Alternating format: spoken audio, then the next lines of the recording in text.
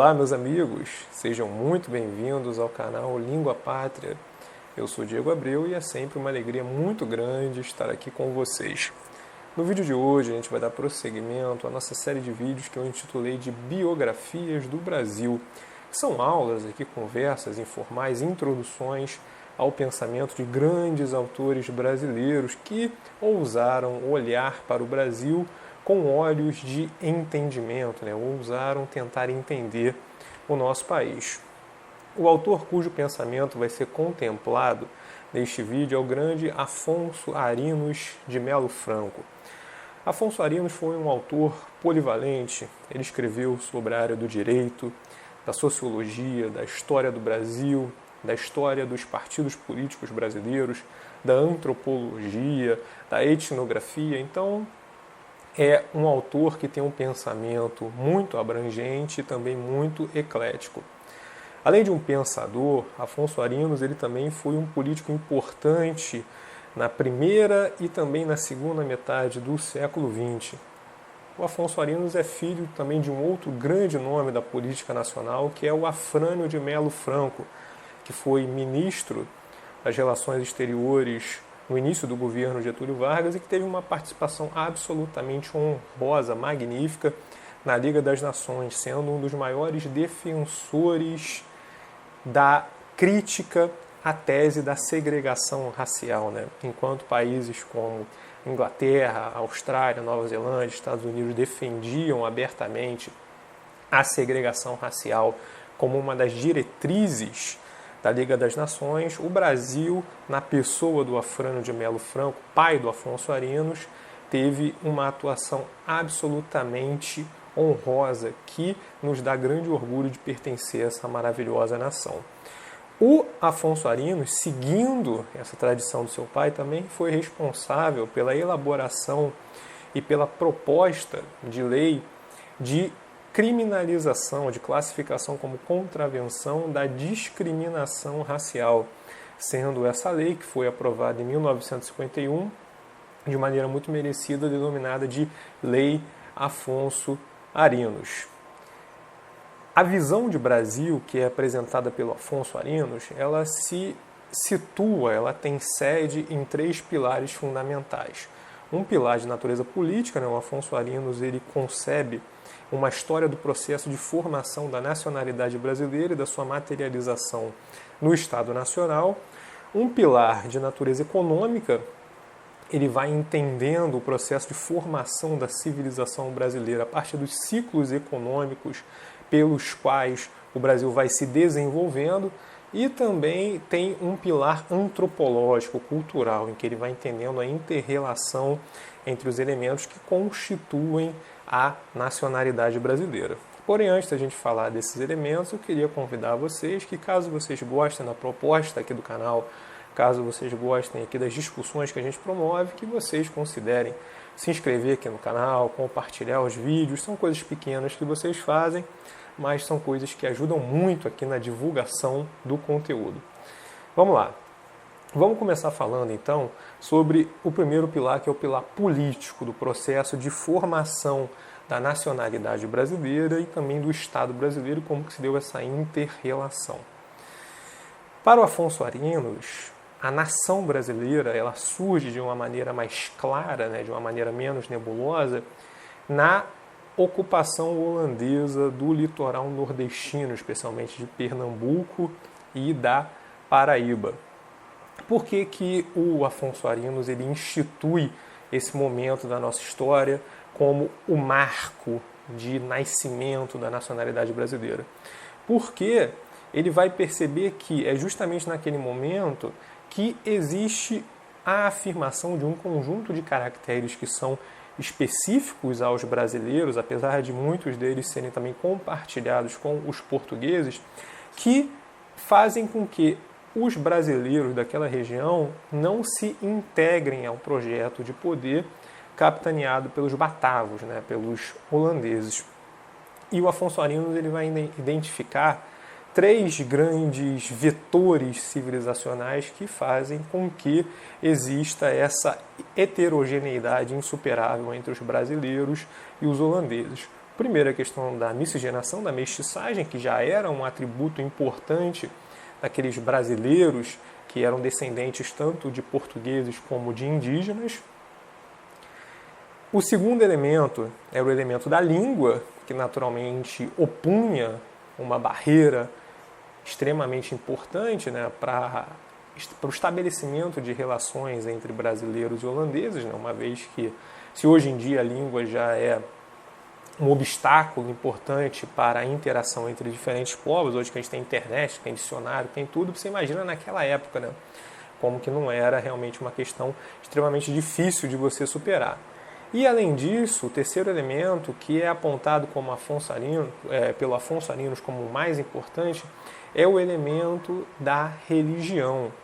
O Afonso Arinos ele aponta que existia um verdadeiro sentimento de antagonismo nos brasileiros em face do protestantismo que foi trazido para o Brasil pelos holandeses.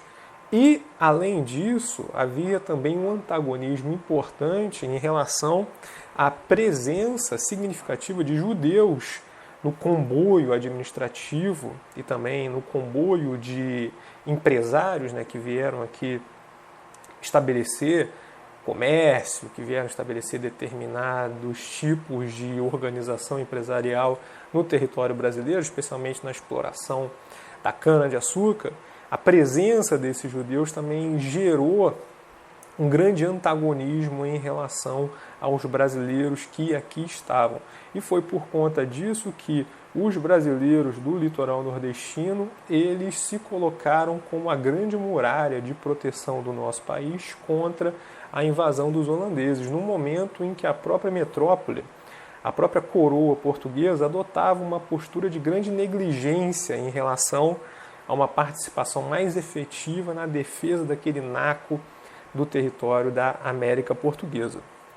Um outro momento importante que é destacado pelo Afonso Arinos na formação do Estado-nação brasileiro enquanto uma grande unidade política foi a unificação entre o Reino do Grão-Pará e Maranhão e o Reino do Brasil, que foram unificados formando o vice-reinado do Brasil em 1763. Então você tinha antes disso dois estados distintos, né? Duas unidades administrativas, por assim dizer, distintas, que ambas estavam vinculadas à coroa portuguesa, mas que não compunham uma unidade. E essa unificação ela aconteceu sem qualquer tipo de sobressalto, né? Sem qualquer tipo de reclamação de nenhuma das partes, evidenciando que, de fato, já havia um grande sentimento de unidade entre os brasileiros de ambos os vice-reinados, por assim dizer. Outro momento que é apontado pelo Afonso Arinos como um momento muito importante nesse processo de unificação política foi o conjunto de revoltas coloniais que aconteceram ao longo de todo o século XVIII. E aí você tem a revolta de Vila Rica, de 1720, se eu não estou enganado, e você tem aquilo que o Afonso Arinos chama das três inconfidências. A Inconfidência Mineira, né, de 88, a Inconfidência Carioca, de 1794, e a Conjuração Baiana, que o Afonso Arinos chama de Inconfidência Baiana, que são já movimentos que apontam para um sentimento premente de nacionalidade no coração dos brasileiros e também, naturalmente, um antagonismo em relação ao domínio lusitano, que naquele momento já se mostrava muito alienado em relação às demandas da realidade colonial aqui no Brasil. Ao longo do século XIX, especialmente após a oficialização da independência do Brasil, houve uma série de revoltas, muitas delas de caráter separatista, que colocaram em xeque, desafiaram a unidade política do nosso país. Para o Afonso Arinos, essas revoltas elas estavam assentadas em três elementos. O primeiro elemento, muito importante, é o elemento do anti-lusitanismo, porque para o Afonso Arinos, e a gente vai entrar nesse mérito um pouco mais adiante, a grande espinha dorsal da nação brasileira é justamente o elemento lusitano, aquele elemento que unifica as diferentes influências, né, os diferentes vetores civilizacionais que se comungam aqui no país. Então você tem essa grande heterogeneidade que é unificada por esse elemento lusitano. A partir do momento em que você começa a estigmatizar, antagonizar com esse elemento, você antagoniza com a própria unidade do país, né? Se a gente para pensar, imagina se, por exemplo, a língua portuguesa não existisse e fossem faladas diversas línguas distintas no nosso país. Naturalmente que essa unidade tão maravilhosa que a gente tanto celebra no nosso país, ela estaria ameaçada. Isso aí só para dar um exemplo. E o Afonso Arinos também aponta outros dois elementos. Ele vai dizer que a influência dos movimentos que ele chama de revolucionários franceses, especialmente o movimento revolucionário de 1830 na França, né, com a restauração dos Bourbons, vai dizer que teve uma influência muito importante no conjunto de revoltas que aconteceram no Brasil, especialmente na década de 1830. Esse espírito revoltoso, revolucionário, ele também está presente na forma de liberalismo que floresceu no nosso país durante esse período, que também era um liberalismo que se mostrava um liberalismo atávico, né, em relação aos movimentos estrangeiros liberais, por exemplo, de liberação, de emancipação de nações dentro de impérios. Então você tem um caso, que é um caso emblemático, que é a luta do Lord Byron pela libertação grega do Império Otomano. Então você tem um conjunto de esforços de natureza libertária, liberal, para destruir blocos, unidades políticas e, naturalmente, se o Lord Byron ele achava uma coisa extremamente romântica, lutar pela independência da Grécia em face do Império Otomano, não me surpreenderia se ele também achasse algo alvissareiro a libertação de uma determinada província brasileira do Império do Brasil. Então, essa mescla de antilusitanismo, de um revolucionarismo e de um liberalismo ultra-radical foram um grande caldo de cultura que galvanizaram, né, que energizaram essas revoltas. E o que garantiu que o Brasil continuasse como uma unidade política e espiritual, né, que houvesse ali um grande espírito nacional unitário? Para o Afonso Arinos, o que garantiu, né, a garantia, o fiador dessa unidade política do Brasil foram dois elementos. Primeiro, obviamente, o elemento da presença de um aparato de repressão, um aparato militar que garantisse, pelo poder da arma, que essas revoltas elas não lograssem sucesso. Então você tinha ali a espada dos Lima e Silva, em primeiro lugar do pai Lima e Silva, né, do Francisco Lima e Silva, e em segundo lugar do saudoso Duque de Caxias, do Luiz Alves Lima e Silva. Então foi a atuação dessa família heróica no nosso país que permitiu que fosse salvaguardada, fosse mantida a unidade nacional do Brasil.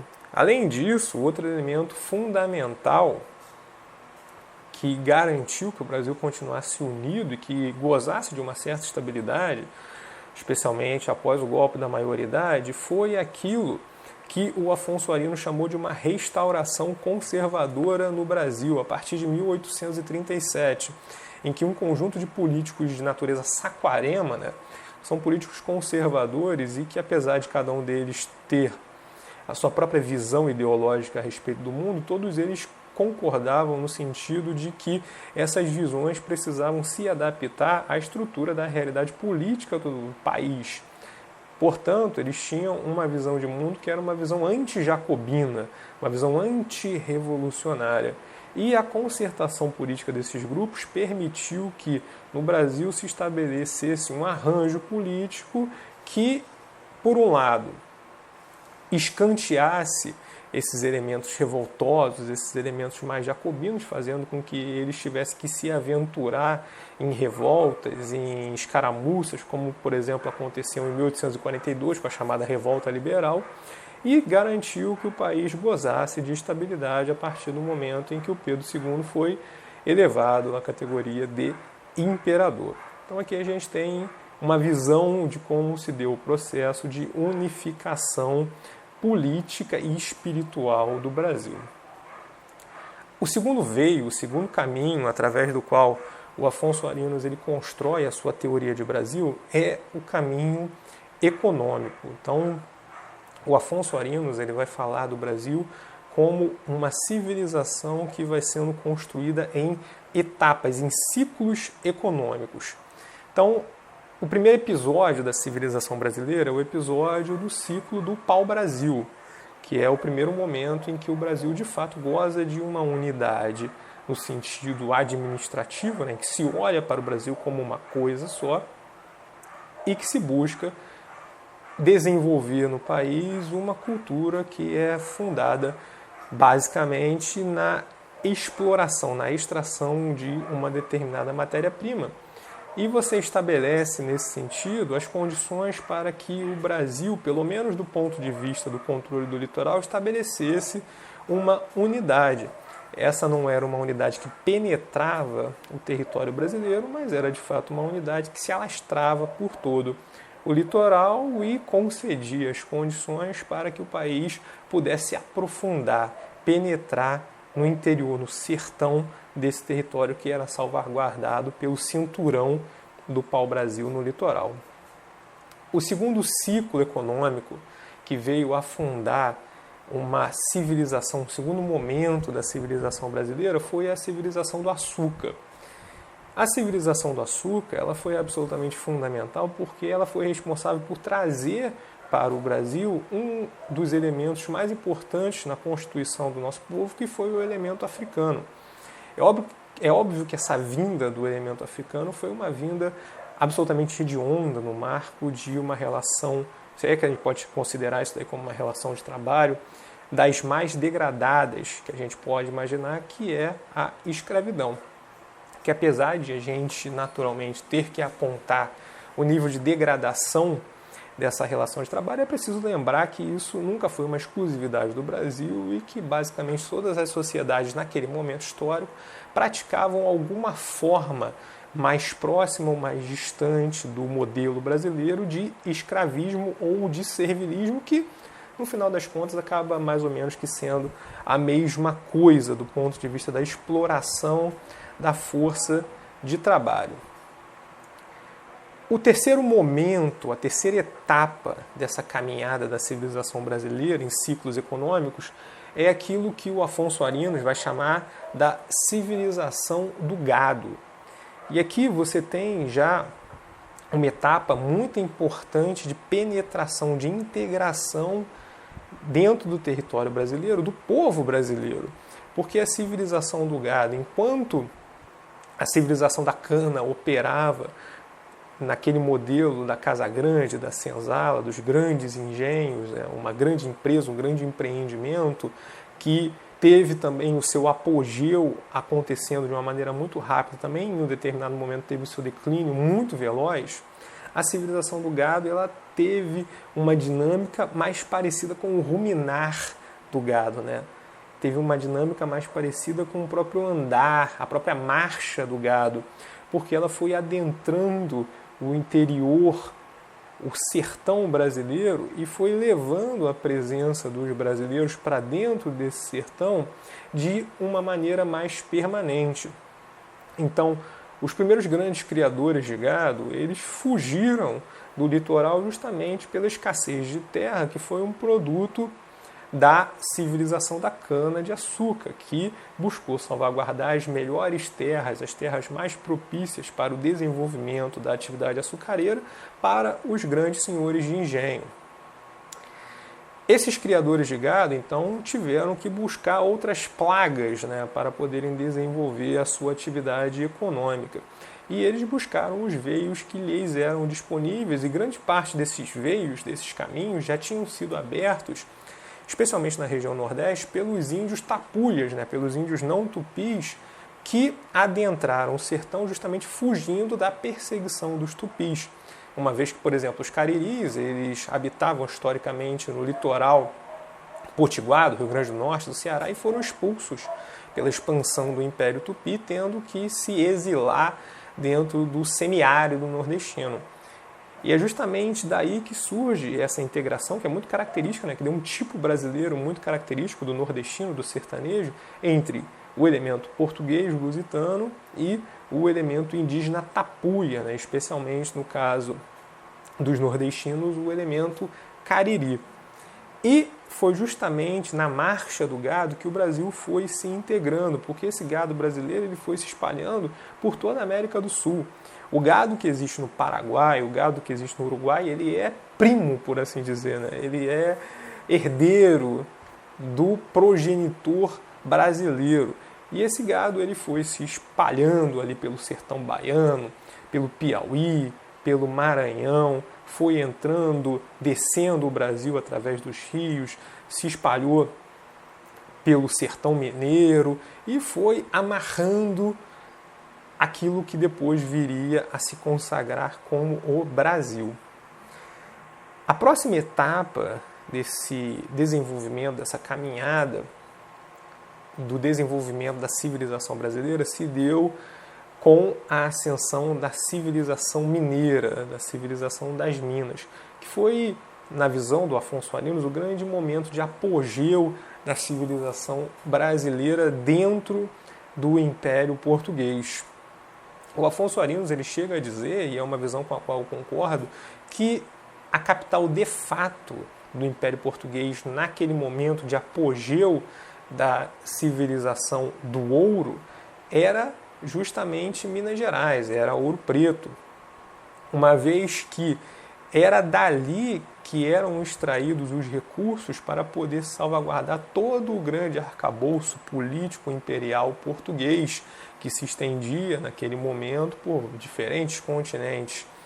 E o Afonso Arinos de Melo Franco observa de uma maneira muito inteligente que foi justamente o ouro de Minas Gerais que garantiu, que salvaguardou o próprio processo de desenvolvimento capitalista, pois esse ouro que era extraído de Portugal, ele era rapidamente remetido para a Inglaterra por conta dos acordos comerciais que foram desenvolvidos entre ambas as nações, que favoreciam de maneira mor a Inglaterra e colocavam Portugal numa relação de subserviência comercial e econômica perante a Inglaterra. Então esse ouro ele era extraído de Minas, era levado para Lisboa e rapidamente ele ia para Londres, sendo ali estocado e servindo como lastro real para as emissões financeiras que iriam financiar o desenvolvimento do capitalismo, ou então o salto qualitativo do capitalismo inglês para a sua revolução industrial. Então a gente pode dizer que o berço da revolução industrial, seguindo esse caminho teórico, foi justamente a civilização mineira, a civilização de Minas. Ou seja, o Brasil é o grande pai do capitalismo de natureza industrial, aquele capitalismo que foi criado a partir da Revolução Industrial. O próximo momento nessa caminhada vai ser aquilo que o Afonso Arinos vai chamar da civilização do café. E essa civilização do café, ela vai, em alguma medida, transplantar todo aquele fausto, toda aquela riqueza da civilização agrária que floresceu na região Nordeste, no norte do Brasil, vai transplantar para o sul do Brasil, fazendo essa espécie desse transplante de latitudes de um mesmo modelo de organização econômico-civilizacional que estava assentado em dois grandes pilares, no latifúndio e no escravismo. E o Afonso Arinos ele vai observar de uma maneira muito correta que o grande pilar, a grande coluna de sustentação de todo o regime político que vai atravessar o século XIX no Brasil é justamente essa empresa, esse empreendimento cafeeiro no nosso país. A partir da República, o Afonso Arinos de Melo Franco, ele observa que se opera na civilização brasileira uma verdadeira translação. Se vocês observarem, todos esses ciclos que eu descrevi aqui, eles possuem um caráter predominantemente agrário, a civilização do pau-brasil, do açúcar, do gado, do café, Nós estamos falando de modelos de organização social predominantemente agrários.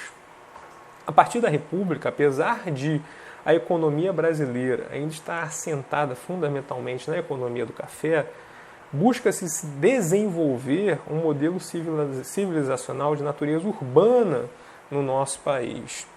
E é justamente a tentativa de se operar essa mudança de natureza civilizacional no país que vai ser responsável, em primeiro lugar, pela degradação da economia agrária do Brasil, que vai se consolidar na crise do café e no declínio do café, pelo menos enquanto essa grande coluna civilizacional fundadora do nosso país. E também vai gerar um modelo de organização urbana que, por um lado, ele era insuficiente para poder garantir para os brasileiros um mínimo de qualidade de vida, um mínimo de condições de desenvolvimento, de atividades econômicas, de uma organização social que fosse alvissareira, e também vai ser um modelo absolutamente artificial, uma vez que ele vai estar sempre tomando como exemplo, como horizonte, os modelos sociais urbanos advindos dos Estados Unidos e da Europa. Então, quando a gente estuda o urbanismo, que foi predominante no Brasil durante as décadas de 1910, 1920, você percebe que era uma tentativa de se transpor para latitudes tropicais um modelo de organização urbana que tinha prosperado nessas civilizações do Atlântico Norte.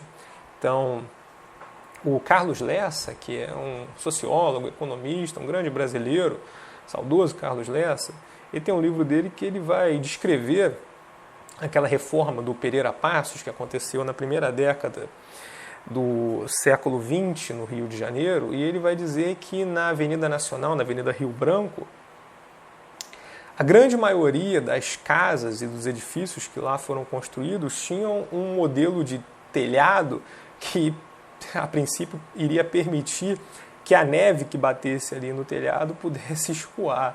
Então, com essas coisas anedóticas, a gente consegue perceber como que havia essa verdadeira alienação do espírito urbano brasileiro do que era a realidade nacional, né? Então, você tinha ali uma classe dominante que começava a se transpor para o meio urbano, mas que tinha a sua cabeça voltada quase que exclusivamente para fora do Brasil e que não conseguia pensar em modelos de organização social, urbanística, arquitetônica, que levassem em consideração o que era de fato a realidade e as demandas do nosso país. Vou passar agora para o terceiro pé, né? Para o terceiro pilar dessa teoria de Brasil que foi promulgada pelo Afonso Arinos, que é o pilar antropológico, que de todos eu acho que é o mais interessante, assim, do ponto de vista da originalidade. O Afonso Arinos, ele tem uma figura que eu acho que é uma figura muito criativa, que ele vai pensar a civilização brasileira do ponto de vista antropológico como um triângulo retângulo. Olha só que imagem original. E desse triângulo retângulo, né, que é composto por 3 traços que formam uma unidade, ele vai dizer que a hipotenusa, que é o maior dos traços, é dada pelo elemento lusitano. Então, um elemento mais importante é o elemento estrutural. Que o cateto maior é dado pelo elemento africano e que o cateto menor é dado pelo elemento ameríndio, pelo elemento indígena. É interessante que essa teorização do Afonso Arinos, ela em grande medida, ela lembra a teoria também de formação folclórica e cultural do nosso país que foi proposta pelo grande Câmara Cascudo, Luiz da Câmara Cascudo. Inclusive tem um vídeo aqui no canal, foi um dos primeiros vídeos que eu fiz a respeito do pensamento da teoria de Brasil do Luiz da Câmara Cascudo. A diferença é que na teoria proposta pelo Cascudo, existe uma inversão entre o elemento indígena e o elemento africano, o elemento português, lusitano. É em ambas as teorias. A grande liderança, né, a grande coluna de estruturação da civilização brasileira, né, o grande corcel que puxa a nossa civilização, mas na visão do Cascudo, o elemento indígena vem em segundo lugar, enquanto na visão do Afonso Arinos, o elemento africano vem em segundo lugar. Isso talvez seja explicado pelo fato de ambos estarem teorizando sobre o Brasil, mas olhando a partir de perspectivas regionais distintas, né? O Câmara Cascudo ele olha a partir da perspectiva do sertão potiguar, do sertão do Rio Grande do Norte, enquanto o Afonso Arinos ele olha a partir da perspectiva do roçado, dos montes mineiros. Então, deixando muito claro que, em meio a essa diversidade regional que configura, que caracteriza o nosso país, existe um elemento de unidade, que nesse caso é a inter-relação entre esses três troncos, indígena, africano e português, e a liderança do elemento português. Ora, o Afonso Arinos ele vai entender que a civilização brasileira ela vai ser galgada, vai ser construída fundamentalmente por esse elemento lusitano, mas que vai assimilar uma série de elementos fundamentais dos indígenas e dos africanos e elementos que foram produto do sincretismo entre o indígena e o africano. Porque, de modo geral, a gente tende a olhar, quando a gente fala do sincretismo, da mestiçagem, da polimerização entre os troncos que formaram o Brasil, a gente tende a olhar tudo a partir de uma ótica unitária, né? O português que se juntou com o africano, que se juntou com o índio. Mas existem outras formas de imbricação também, especialmente, por exemplo, quando a gente analisa os movimentos sociais e as formas de organização social que, ainda que de uma maneira muito rudimentar, surgiram no Brasil a partir do encontro desse elemento indígena com esse elemento africano. A minha mãe ela é de uma cidade muito bonita lá nas Alagoas, chamada Palmeiras dos Índios, que é uma cidade que está repleta de quilombos africanos, né, de escravos fugidos, e que também está repleta de aldeias indígenas. Então, você tem vários elementos ali que vão desde do fenótipo, né, da fisionomia da minha mãe, até certas receitas, certas crendices que ela apresenta para a família, que você percebe que existe uma inter-relação entre o elemento africano e o elemento indígena. E o Afonso Arinos, ele vai apontar dois elementos principais que seriam resíduos, por assim dizer, né? Que seriam presenças na civilização brasileira predominantes do elemento indígena e do elemento africano. É o que ele vai chamar do nomadismo e do caiporismo. O nomadismo é uma coisa mais intuitiva, né? É justamente esse pouco apego que o brasileiro demonstraria ter em relação àquele modelo feudal de organização social, aquele modelo que é assentado em uma determinada forma de distribuição da terra, em que o camponês feudal ele tem uma ligação extremamente orgânica com aquela terra, o que é algo muito distinto tanto da forma de relação do indígena quanto do africano com a terra brasileira, o indígena pelo seu nomadismo atávico e o africano pela forma horrenda a qual ele foi introduzido no trabalho na terra. E o caiporismo, que é uma conceituação que o Afonso Arinos ele pega emprestado do Gilberto Freire, ele diz respeito a uma espécie de um misticismo nebuloso e difuso na forma como o brasileiro olha para a realidade. O Afonso Arinos ele vai apontar, né, vários momentos em que esse caiporismo, esse misticismo, ele emerge, mas talvez o exemplo mais interessante que ele aponta é como que esse caiporismo ele vai se materializar numa espécie de um messianismo político. Essa crença, que é muito presente na forma como o brasileiro lida com a política, de que as soluções para os problemas políticos do Brasil, elas vão surgir a partir da vinda, do surgimento de uma figura, de um grande Messias, que vai ser o responsável por fazer uma virada de mesa, né, um freio de arrumação na política nacional, permitindo assim que todos os problemas brasileiros eles sejam quase que de maneira miraculosa corrigidos. Então, era basicamente isso que eu tinha para falar a respeito da visão de Brasil, né, do Afonso Arinos. Aqui se trata naturalmente de uma introdução, uma conversa preliminar, uma introdução à obra do Afonso Arinos e um grande convite para que todos aqueles que me assistem também vão conhecer a obra do Afonso Arinos, comprem os livros, vejam vídeos aqui no YouTube que permitam um mergulho maior no pensamento do Afonso Arinos. Eu separei aqui até alguns livros, né, que eu utilizei para poder preparar essa aula.